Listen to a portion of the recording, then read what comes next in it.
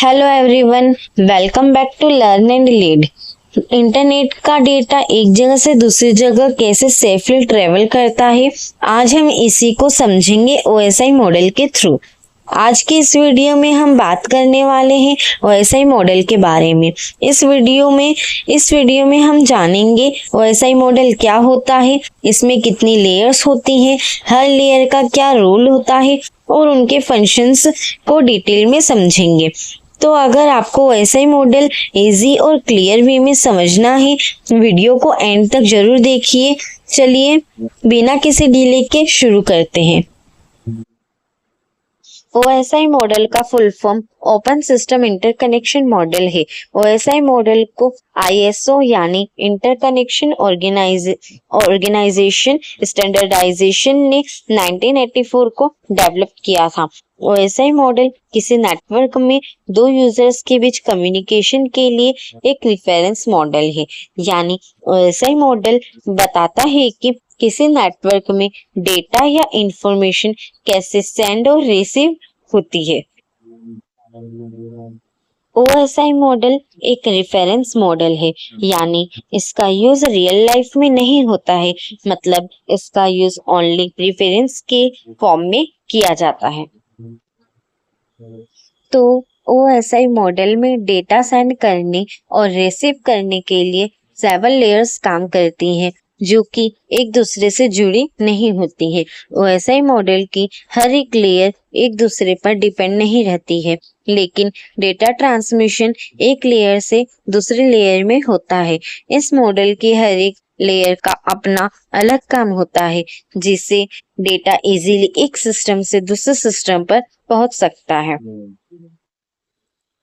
इस मॉडल को open system interconnection OSI इसलिए कहा जाता है क्योंकि ये मॉडल दो अलग अलग सिस्टम को आपस में कम्युनिकेट करने की परमिशन प्रोवाइड करता है। नेटवर्किंग डिवाइस बनाने वाली कंपनीज ओएसआई मॉडल को फॉलो करते ही नेटवर्किंग डिवाइस को बनाती है, ताकि दो अलग अलग कंपनीज के नेटवर्किंग डिवाइस आपस में कम्युनिकेट कर सकें, फिर चाहे उनका इंटरनल आर्किटेक्चर कैसा भी हो।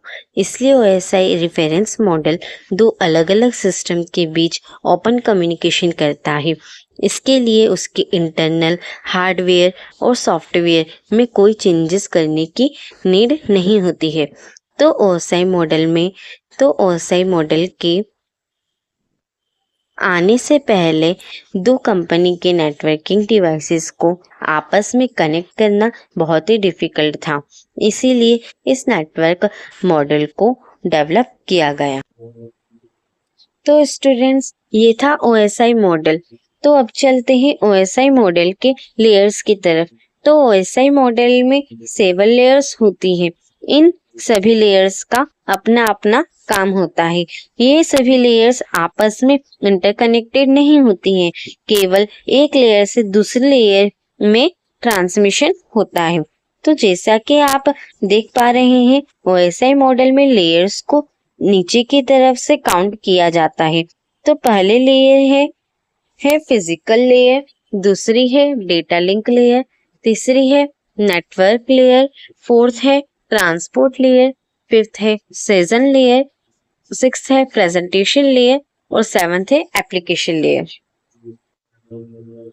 इन सभी लेयर्स के अपने स्पेसिफिक वर्क होते हैं और इन लेयर्स में data encryption, HTTP, logical addressing, ethernet, binary transmission जैसे बहुत से प्रोटोकॉल्स काम करते हैं, जिनके थ्रू डेटा को नेटवर्क में एक सिस्टम से दूसरे सिस्टम में सिक्योर वे में सेंड किया जाता है और रिसीव किया जाता है।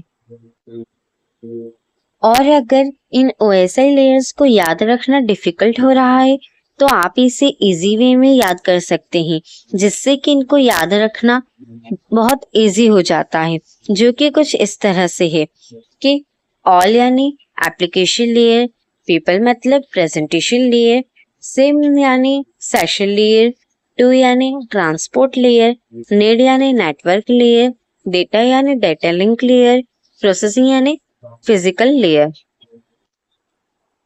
अगर आपको ये भी डिफिकल्ट लग रहा है तो आप हिंदी में एक और सेंटेंस याद रख सकते हैं, प्यारे दोस्त नवीन तुम्हारी शादी पर आऊंगा, इस तरह से। तो इस तरह से आप इसे इजीली याद रख सकते हैं। तो चलिए अब इन लेयर्स को डिटेल्स में समझते हैं और सबसे पहले बात करते हैं फिजिकल लेयर की। तो ओएसआई मॉडल के according first layer physical layer ही होती है और ये पूरी तरह से हार्डवेयर से रिलेटेड होती है। इस लेयर में डिजिटल सिग्नल को इलेक्ट्रिकल सिग्नल में कन्वर्ट किया जाता है और डेटा को बिट यानी कि 0 और 1 के फॉर्म में कन्वर्ट किया जाता है। इसलिए इस लेवल को बिट यूनिट लेवल भी कहते हैं। नेटवर्क टोपोलॉजी का काम भी फिजिकल लेयर में किया जाता है। यही लेवल डिसाइड करती है कि दो डिवाइसेस के बीच कम्युनिकेशन वायर्ड होगा या फिर वायरलेस। और अब फिजिकल लेयर के वर्क्स की बात की जाए तो फिजिकल लेयर बताता है कि दो या दो से ज्यादा डिवाइसेस आपस में फिजिकली कैसे कनेक्टेड होते हैं। फिजिकल लेयर ये भी बताता है कि नेटवर्क में दो डिवाइसेस के बीच किस ट्रांसमिशन मोड का यूज किया जाएगा, यानी data transmission mode like simplex, half duplex या फिर फुल डुप्लेक्स होगा। ये सब फिजिकल लेयर में ही डिफाइन होता है। फिजिकल लेयर नेटवर्क टोपोलॉजी के काम को भी पूरा करती है और फिजिकल लेयर डेटा रेट को भी बताती है कि 1 सेकंड में कितने बिट ट्रांसफर होंगे। नेक्स्ट बात करते हैं डेटा लिंक लेयर की। तो ओएसआई मॉडल में डेटा लिंक लेयर दूसरी लेयर होती है। डेटा लिंक लेयर को फ्रेम यूनिट भी कहा जाता है। इस लेयर में नेटवर्क लेयर के थ्रू सेंड किए गए डेटा पैकेट्स को डिकोड और इनकोड किया जाता है और ये लेयर ये भी डिसाइड करती है, मतलब डेटा लिंक लेयर ये भी डिसाइड करती है कि डेटा के पैकेट्स में कोई एरर ना हो। डेटा लिंक लेयर में डेटा ट्रांसमिशन के लिए दो प्रकार के प्रोटोकॉल्स का यूज किया जाता है, HDLC यानी high level data link control और PPP ये मतलब पॉइंट टू पॉइंट प्रोटोकॉल। और डेटा लिंक लेयर के दो सब लेयर्स भी होती है like MSC media access control और LLC logical link control. Data link layer के कुछ इंपॉर्टेंट फंक्शंस की बात की जाए तो data link layer data packets को इनकोड और डिकोड करता है और इन डेटा पैकेट्स को ही हम फ्रेम्स कहते हैं। Data link layer in frames में हेडर्स और ट्रेलर्स को ऐड करने का काम करती है। डेटा लिंक लेयर का मेन वर्क फ्लो कंट्रोल करना होता है। इसमें सेंडर और रिसीवर दोनों तरफ से एक फिक्स्ड डेटा रेट को मेंटेन किया जाता है जिससे कि कोई भी डेटा करप्ट ना हो। डेटा लिंक लेयर एरर को भी कंट्रोल करता है और इसका काम एक्सेस कंट्रोल का भी होता है। जब दो या दो से ज्यादा डिवाइसेस एक कम्युनिकेशन चैनल से कनेक्टेड रहते हैं तब डेटा लिंक लेयर ये डिसाइड करती है कि किस डिवाइस को एक्सेस दिया जाए। नेक्स्ट इसके बाद हम बात करते हैं नेटवर्क लेयर की। तो नेटवर्क लेयर ओएसआई मॉडल का तीसरा लेयर है। इस लेयर को पैकेट यूनिट भी कहा जाता है। नेटवर्क लेयर में स्विचिंग और राउटिंग टेक्निक का यूज किया जाता है। नेटवर्क लेयर का काम डिवाइसेस को लॉजिकल एड्रेस यानी कि IP एड्रेस प्रोवाइड करना होता है। नेटवर्क लेयर में जो डेटा होता है वो डेटा पैकेट्स के फॉर्म में होता है और इन डेटा पैकेट्स को एक डिवाइस से दूसरे डिवाइस तक पहुंचाने का काम नेटवर्क लेयर का होता है। अब नेटवर्क लेयर के मेन वर्क्स की बात की जाए तो नेटवर्क लेयर का मेन काम डिवाइसेस को IP एड्रेस प्रोवाइड करना होता है। नेटवर्क लेयर का काम डेटा पैकेट्स को एक डिवाइस से दूसरे डिवाइस में पहुंचाने का होता है। नेटवर्क लेयर डेटा पैकेट्स के हेडर में सोर्स और डेस्टिनेशन एड्रेस को ऐड करती है। नेटवर्क लेयर का यूज इंटरनेट में डिवाइसेस को आइडेंटिफाई करने के लिए किया जाता है। नेटवर्क लेयर का काम राउटिंग का भी होता है जो सबसे बेस्ट पाथ को डिटरमाइन करती है और नेटवर्क लेयर का काम स्विचिंग का भी होता है और नेटवर्क लेयर की मेन रिस्पॉन्सिबिलिटी इंटर नेटवर्किंग की भी होती है। नेक्स्ट बात करते हैं ट्रांसपोर्ट लेयर की। तो ट्रांसपोर्ट लेयर ओएसआई मॉडल का फोर्थ लेयर होता है। ट्रांसपोर्ट लेयर को सेगमेंट यूनिट भी कहा जाता है। ट्रांसपोर्ट लेयर का यूज डेटा को नेटवर्क के बीच सही तरीके से ट्रांसफर करने के लिए किया जाता है और ट्रांसपोर्ट लेयर ये देखती है कि डेटा में कोई एरर ना हो। ट्रांसपोर्ट लेयर ये भी डिसाइड करती है कि हमने जिस ऑर्डर में डेटा सेंड किया है वो हमें उसी ऑर्डर में रिसीव हुआ है या नहीं। ट्रांसपोर्ट लेयर को एंड टू एंड लेयर के नाम से भी जाना जाता है क्योंकि डेटा ट्रांसफर करने के लिए point to point connection provide करती है और ये लेयर दो टाइप्स के सर्विसेज प्रोवाइड करती है। लाइक फर्स्ट है कनेक्शन ओरिएंटेड और सेकंड है कनेक्शन लेस। तो ट्रांसपोर्ट लेयर के दो मेन प्रोटोकॉल हैं, वो है पहला है ट्रांसमिशन कंट्रोल प्रोटोकॉल, दूसरा है यूजर डेटाग्राम प्रोटोकॉल। तो इसके बाद अब ट्रांसपोर्ट लेयर के कुछ मेन वर्क्स की बात की जाए तो ट्रांसपोर्ट लेयर का काम डेटा को एक कंप्यूटर से दूसरे कंप्यूटर तक ट्रांसफर करना है। इसका मेन काम point to point connections provide करना होता है। ये फ्लो कंट्रोल और एरर कंट्रोल दोनों प्रकार के कामों को करती है। जब ये लेयर अपर लेयर से मैसेज को रिसीव करती है तो ये मैसेज बहुत सारे सिग्नल्स में डिवाइड करती है और हर एक सिग्नल्स का एक सीक्वेंस नंबर होता है जिससे कि हर एक सिग्नल को इजीली आइडेंटिफाई किया जाता है। और ट्रांसपोर्ट लेयर की मेन रिस्पॉन्सिबिलिटी कनेक्शंस को कंट्रोल करना होता है। नेक्स्ट बात करते हैं सेशन लेयर की। तो सेशन लेयर ओएसआई मॉडल की फिफ्थ लेयर है जो कि बहुत सारे कंप्यूटर्स के बीच कनेक्शंस को कंट्रोल करती है। सेशन लेयर दो डिवाइसेस के बीच कम्युनिकेशन के लिए सेशन प्रोवाइड करता है। यानी जब भी कोई यूजर कोई भी वेबसाइट ओपन करता है तो यूजर के कंप्यूटर और वेबसाइट के सर्वर के बीच एक सेशन होता है। इजी लैंग्वेज में कहे तो सेशन लेयर का मतलब ये देखना है कि किस प्रकार सेशन को एस्टेब्लिश्ड, मेंटेन्ड और टर्मिनेट किया जाता है। अब सेशन लेयर के मेन वर्क्स की बात करते हैं।